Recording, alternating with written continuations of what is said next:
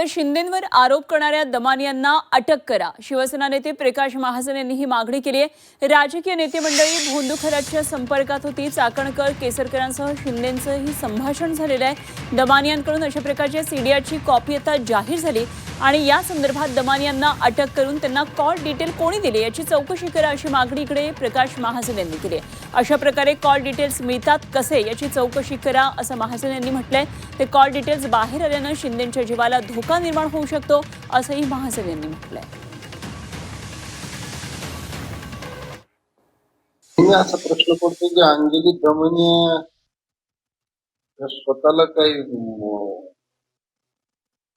DG of Maharashtra, director general of police Maharashtra असं समजून तर प्रत्येक गोष्टीत नाक खुपतात.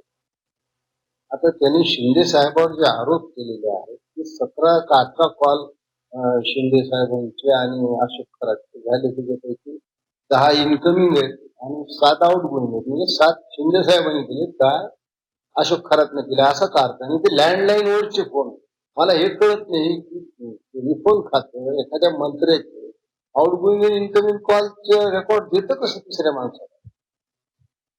तिथं म्हणजे सुरक्षेच्या दृष्टीनं खूप घातक आहे. उद्या शिंदे साहेब कुठे बाहेर चालले असले कार्यक्रमाला, अशी माहिती बाहेर गेली तर उद्या त्यांना धोका सुद्धा होऊ शकतो. फोन केलं म्हणून तुम्ही एखाद्या माणसाच्या, आणि ह्यांना रेकॉर्ड मिळतं कुठं, हा संशोधनाचा विषय. कारण म्हणजे पोलिसने त्याच्यावर निगराणी केली पाहिजे की अंजली दमनियाला कसं काय मिळू शकते रेकॉर्ड. म्हणजे उद्या कुणाचा फोन सुरक्षित नाही. आणि शिंदे साहेबांनी कॉल केला असा काय गुन्हा केलाय?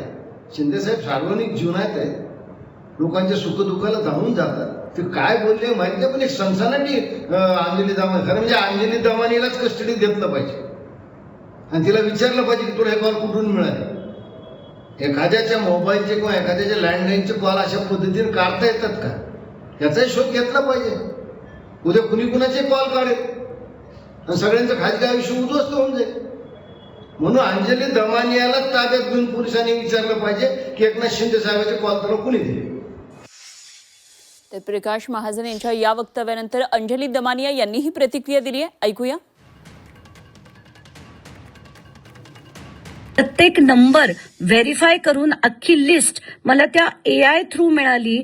ते सुद्धा मी अख्खं माझ्या फाइंडिंग सकट सगळ्या मीडिया चॅनल्सना पाठवलेलं आहे.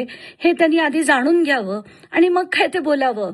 पण मला गंमत अशी वाटते की प्रकाश महाजन आणि खरं तर जयश्री खाडीलकर सुद्धा यांनी कुठचाच व्हिडिओ हा खरातांविरुद्ध केला नाही, रुपाली चाकणकरांविरुद्ध केला नाही, लैंगिक शोषणावर केला नाही, जादूटोण्याच्या अघोरी प्रकारांवर केला नाही. पण ते माझ्यावर व्हिडिओ करतात. असो, मला काही फरक पडत नाही.